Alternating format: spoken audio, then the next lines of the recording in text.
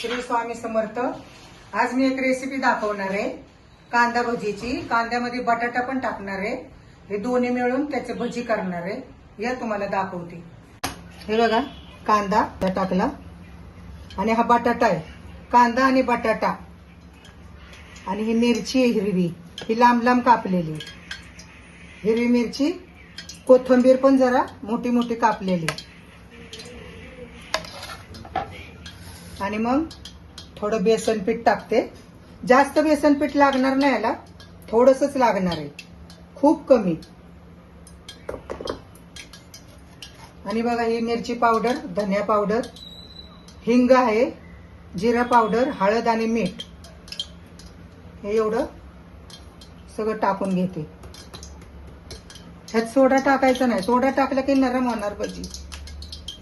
आता हे सगळं टाकलं, एकजीव करते, कडक भजी होणार, छान कुरकुरीत। हे बघा, कांदा आणि बटाट्याची भजी कुरकुरीत होणार, नरम नाही होणार, कुरकुरीत।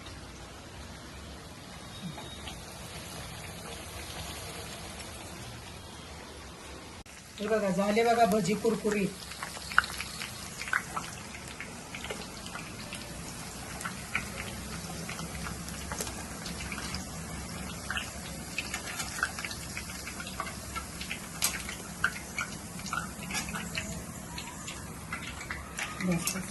दुसरा कांदा टाकला।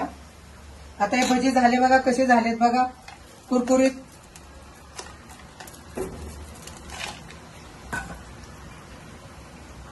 कुरकुरीत झालेत।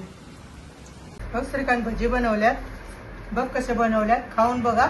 आज काय विशेष, भजी तर आपल्या भारीच होतं, मला आवडतातच। माझ्या मानाने बनवले आज भजी, मस्त झाले, सुंदर।